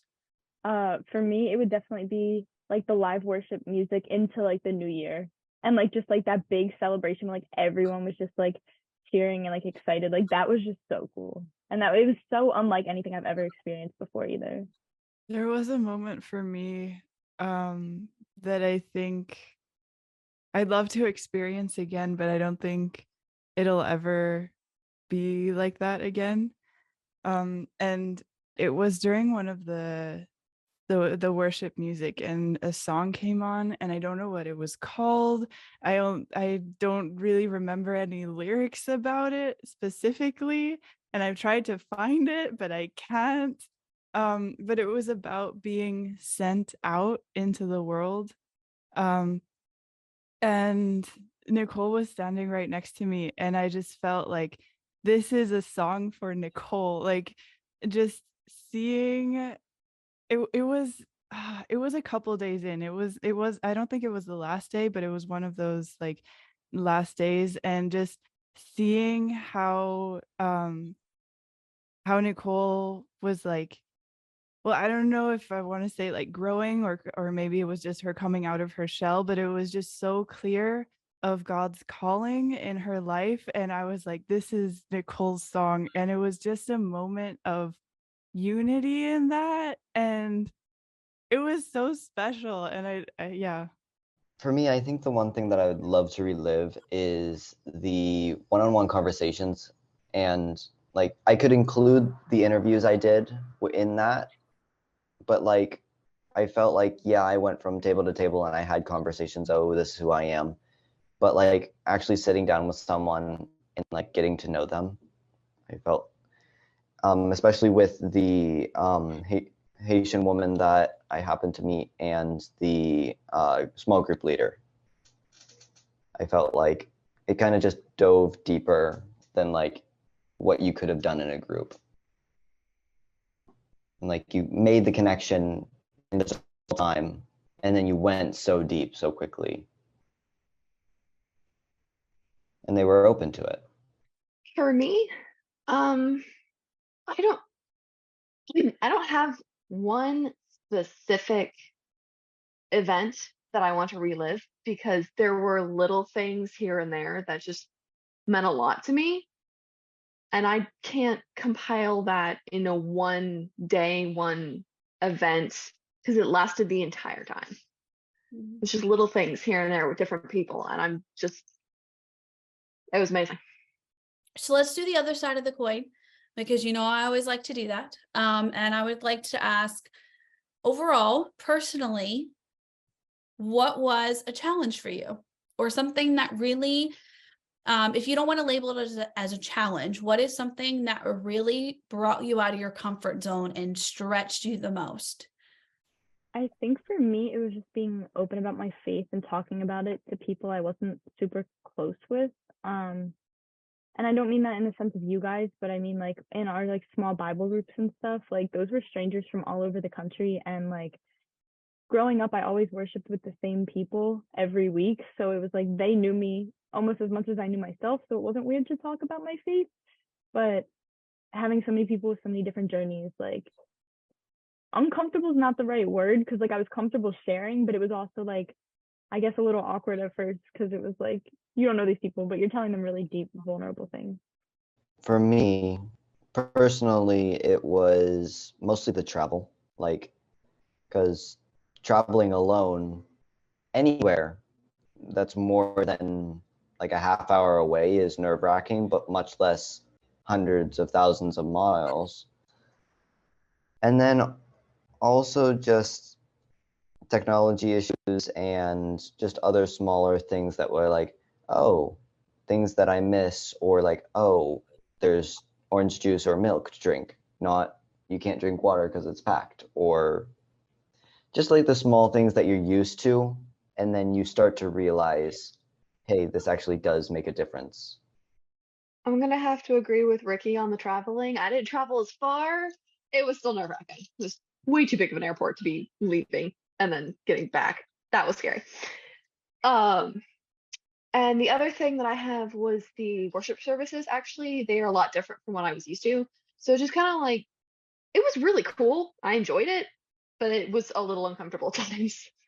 Yeah, I'd agree with Kaylee about the service. Like, yes, I'm used to loud music, but I felt like it was a compiling of things that it was more like a very expressive rock concert every night that they kind of just went a little too over the top with. It's difficult to pick the most challenging because going into the experience, like I knew it was going to be challenging. For me, usually, like I don't see myself as an outgoing person. A few times y'all mentioned that I'm just like talking with everyone and making friends, but like that's not like how I see myself or what I feel like is my strength.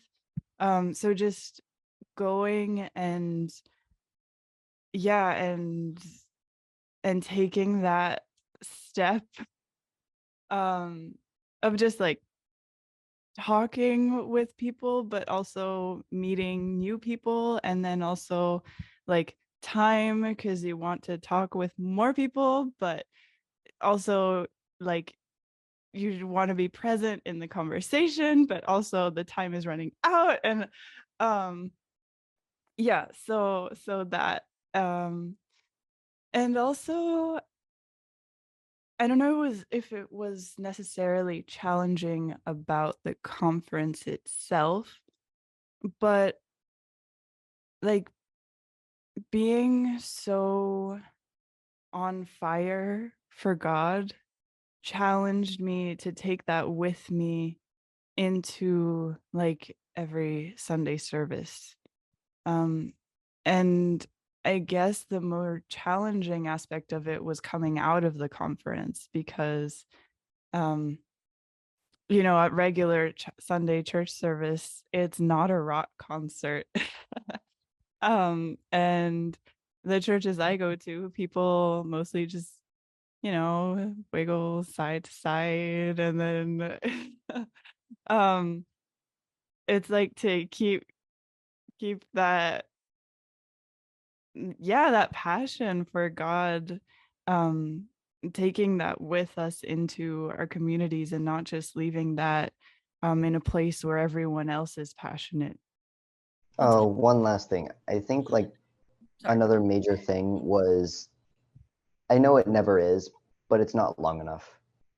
Like whenever you go on a trip or a conference or even just like a weekend retreat, you make these connections, especially like really strong ones like we had, and it's never long enough.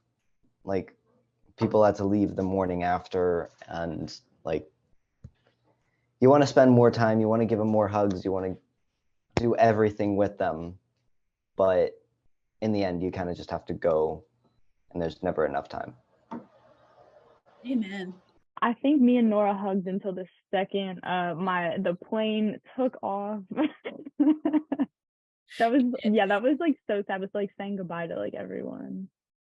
One other thing I wanted to add, you also don't have to put this in the thing, but the learning to travel by myself has unlocked my love for travel now, and now I just want to go all the places, and it's really annoying because I don't have the money for that or the time. It's addicting, isn't it? Yes. Good. I'm glad you caught that bug. That's fantastic. No, and that's getting added in there. That's getting added in there. The world needs to know that Kaylee now has the travel bug, and it's beautiful. And where am I going? I don't know. You're just gonna have to see how that plays out. But Pennsylvania, visit us. California. I could do that. No, I said Do that Pennsylvania too. first. No, Could do that too. Nikki. I don't have the money, you guys. I know Nicole's going to Peru. True. You just have to start saving, and instead of receiving gifts, you just create a vacation or a mission trip account and just ask family and friends. That's where you will send you to bless you that way. Mm-hmm. Yep. Wait, and can I add something else about Urbana? Sure. I don't know if any of us have said this, but like not the whole point, but a big part of it was like mission, like connecting you with people with like mission work. And I think just going kind of revived my love for missions, because it had been almost 7 months since I had been on my last mission trip. And like obviously it was like one of the best like weeks of my life was that trip, but like just going and seeing so many people like passionate about it, you're like, oh wait, yeah, like that's why I love doing what I do, and like getting to share your story with like new people. So like I think it was just cool to just have that love like revamped, and like got me more excited for it.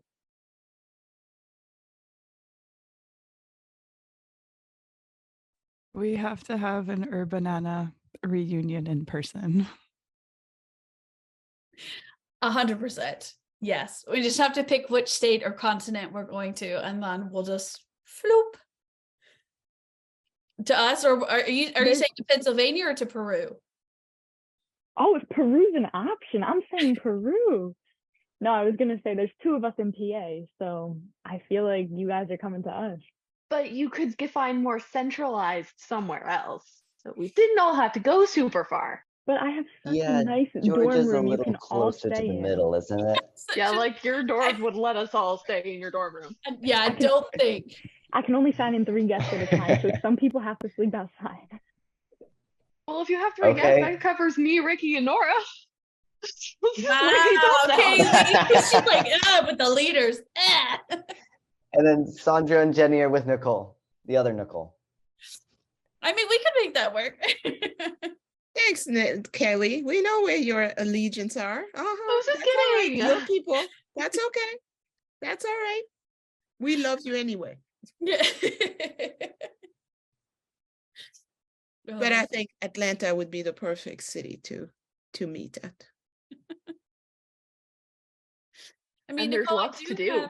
There is a lot to do down there. And Nicole, I do have a bigger car, so we could just carpool and just do down back to my old stomping grounds in the south. So, All right, let's do a road trip. it's an option. Or we could meet up at, we could do World Mission because there's the all staff gathering afterwards. Pick me up on the way since I can't drive. I can come get you. We'll think about it, Jenny. We'll think about it. If they want, I'll come get you. I can fly to Pennsylvania and then we can road trip. Yes, let's go. That would be so much fun. Let's go. Can you imagine I'll wait for you at the airport with a sign. the minivan? Yes, that'd be so fun. It would be. Like the Scooby-Doo gang. Yes. We can solve mysteries on the way down. I actually did see one of those during deputation. Like somebody had painted one that looked exactly like it. That's awesome. There's one on campus. No way. It's just in our parking deck. I'll take a Send us picture the and send it in the pictures. group chat sometimes. Please do. Because That's it's like, fantastic. it's on the same level as my car. So I'll take a picture of it for you guys. That's amazing. Oh, I love that. Okay. Well, we'll do a part 2 to the debrief, aka road trip planning, and we'll just call it that. All right, I got one more question for you guys because it's 7:07. One more quick question, and then we'll call it quits for today. But thumbs up, thumbs down, real quick. Would you like to do a part 2 of the debrief? Thumbs up, thumbs down, thumbs up, thumbs down. Thumbs up. Okay. Well, I'll send you a couple dates for probably either the end of February or beginning of March. Does that sound okay? Cassandra and I travel in a couple of 2 weeks or so. So we'll get back close to the end of February. So we'll do end of February, beginning of March, and we'll do a part 2. Okay. But what I would like to ask you, only because Sandra and I have a like an IM staff kind of logistical debrief about this. But I would like to ask you the question, would you recommend Urbana for others? And what would your selling point be?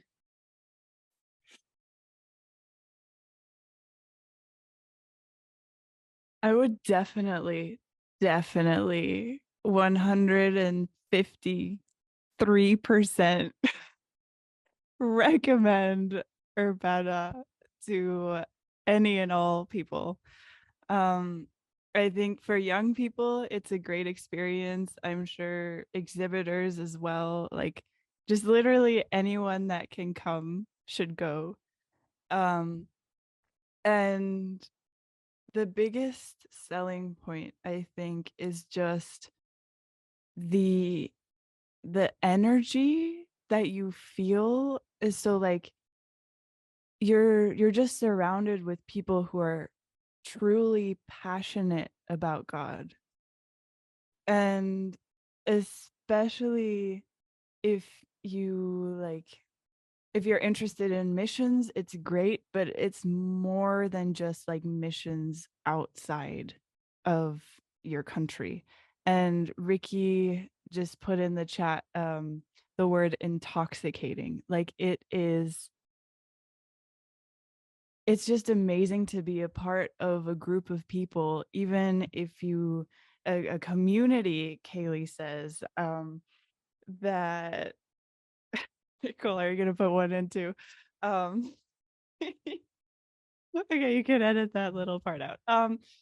Where was I? Right, a community of people that are just, you're gathered together, and even if you only have like conversations with your group or just 1 or 2 people, like it's so powerful to just be present and worshiping and working towards the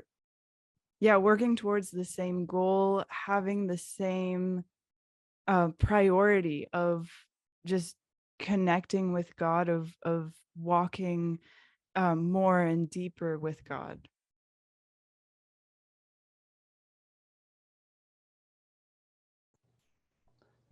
I would recommend it. However, I feel like because I am still in, like, I know I'm not like a graduate student that, or like post high school, that I felt like some of it was a little out there, that it like, yes, there are definitely opportunities for high school students to go learn and gain information. But I would say, unless you are like either a senior that's going directly into college or already in college, that some of it may seem a little bit insensitive or detached. But overall, I definitely would recommend it, especially if you're going with a group.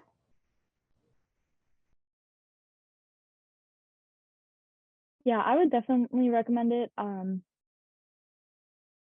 don't know, there was just something so special about seeing that many people in one place, like in our age group, who just love Jesus. And I feel like that's not something we all get to like normally. Kaylee, what was that look for? Whoa. Was that at me? Oh, okay. My bad. I was like, wait. But yeah, I feel like most of us don't get to experience like that just kind of passion and love on such a large scale always. But I think it's important to remember just to give us all like hope that like there are people who believe the same things as us. There are people who care, like, and there's a reason why we do what we do.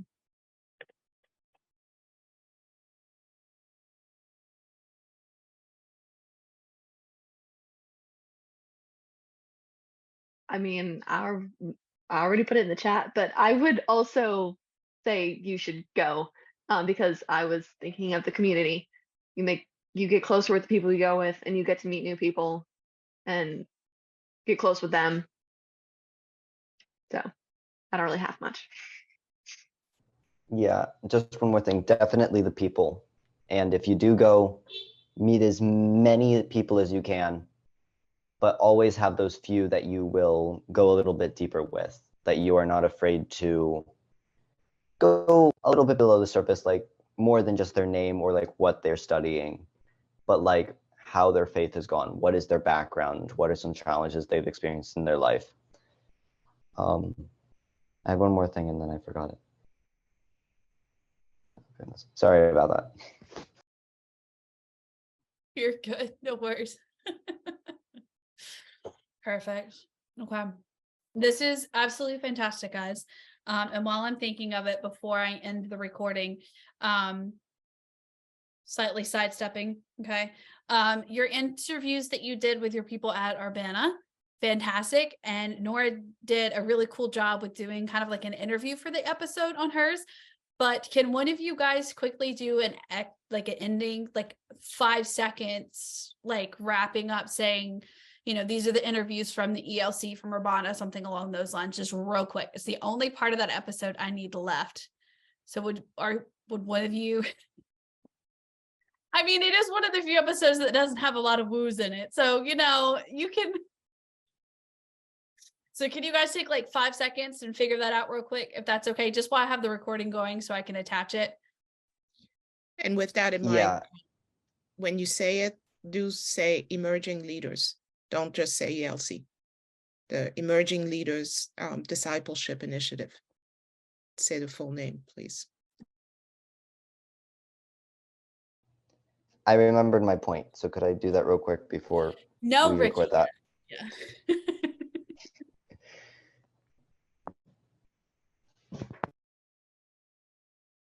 Ricky, I was kidding. Okay. I'm sorry. Okay. Definitely if you go to Urbana as well, take chances, get lost. And don't be afraid to wander or try something new. Because like if you're not used to going out by yourself, just wander around. You'll find someone to talk to. You'll find a cool booth that has a freebie or two. Maybe you'll find something new about someplace in the world like Liberia. Peru. This is the final episode of the ELC Takeover. Until next time. Bye. Bye. Bye.